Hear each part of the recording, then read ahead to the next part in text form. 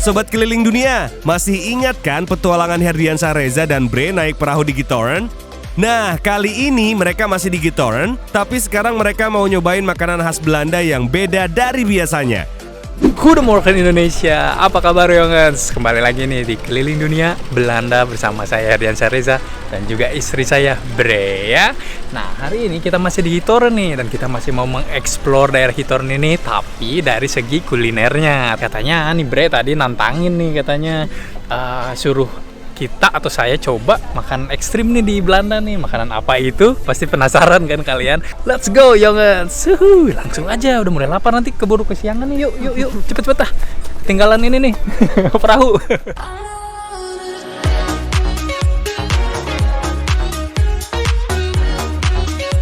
Banyak orang Indonesia sudah akrab dengan makanan Belanda akibat dari akulturasi budaya antara Belanda dan Indonesia.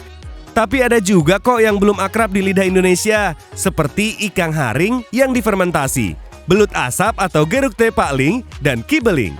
Kita lihat, apakah sanggup Sobat Reza makan ketiga menu khas Belanda ini? Nah, jongens, sekarang kita udah sampai di tempat makan ya. Tempat makan yang katanya menurut istri saya sih ini ekstrim. Untuk warga luar ya, bukan untuk warga lokal mah ya nggak ekstrim. Ya untuk kita ya ekstrim ini. Apa ini coba? Lihat. Kayak apa yo? Kayak ikan asin.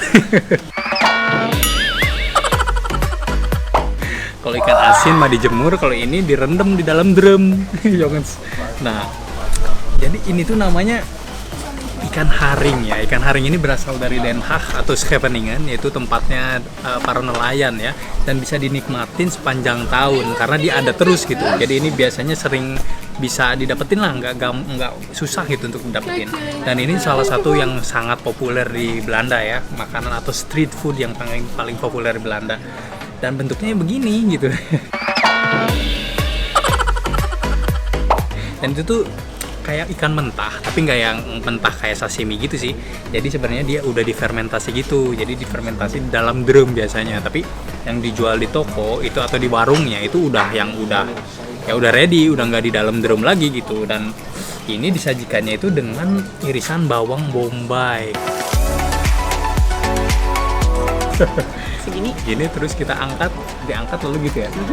Bismillah, kita coba ya, kita tes nih. Aduh, agak gimana ya.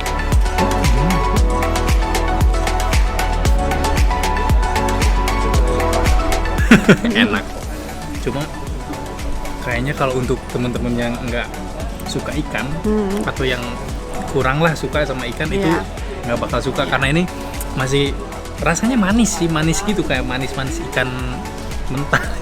Dan untuk teman-teman yang suka ikan atau sashimi, sushi ini pasti suka sih. Tapi kalau untuk orang-orang yang lidahnya nggak biasa sama makan gitu, jangan deh, soalnya pasti mual-mual kalian. Soalnya nggak cocok gitu soalnya. Aduh, ini harus dimakan nih, dihabisin ya kayaknya nih. Kita harus habisin dulu nih.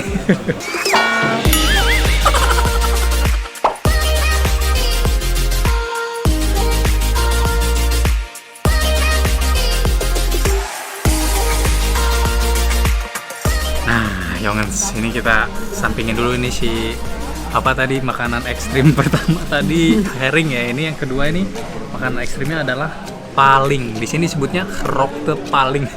Ini keras nih, bisa dipakai mukul nih. Ini gerokte paling ya. Jadi sebenarnya itu belut ya. Kalau di Amsterdam itu biasanya dijualnya di kapal-kapal gitu, di restoran atau di perahu gitu ada.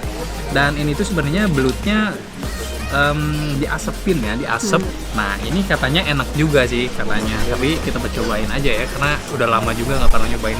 Penasaran soalnya.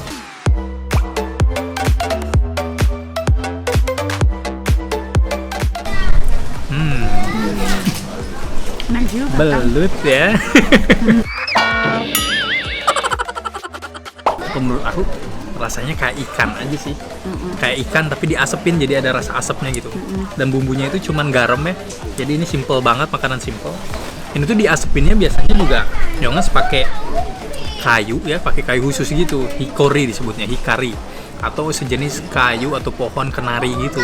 Jadi aromanya tuh khas gitu. Kalau dirasain tuh aromanya khas. Nah, kalau ini masih ada kayak ininya nih, kayak apa duri-durinya, jadi kalau makan harus hati-hati, jadi bisa diambil pinggir-pinggirnya gitu. Jadi kalian hati-hati kalau makannya. Lumayan. Yongens nih, tadi kan nih udah 2 yang ekstrim nih, katanya yang dari Bre tantangannya udah diterima nih dan lulus nggak tantangannya? Aku berhasil nggak? Berhasil. Nah, ini yang ketiga, ini termasuk juga yang paling sering atau yang paling terkenal dan kalian bisa temuin di toko ikan, di warung ikan dimanapun. Ini namanya ikan kibling ya. Kibling itu ikan, tapi di deep fried, Yongens. Jadi gurih banget, jadi kayak ayam goreng crispy gitu, tapi ikan. Dan kita akan coba ya, ini sebenarnya simple aja sih, ini dia ikan kibling. Ikan ini juga termasuk kayak ikan yang paling gampang didapat juga kayak haring ya, dan makannya tinggal dicoel. Nah, it's makluk, kita coba ya.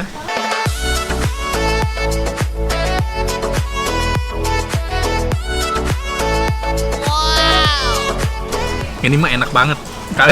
Kalian ini, jadi kalau menurut saya yang teman-teman yang datang ke sini nggak biasa makanan aneh-aneh, coba ini aja.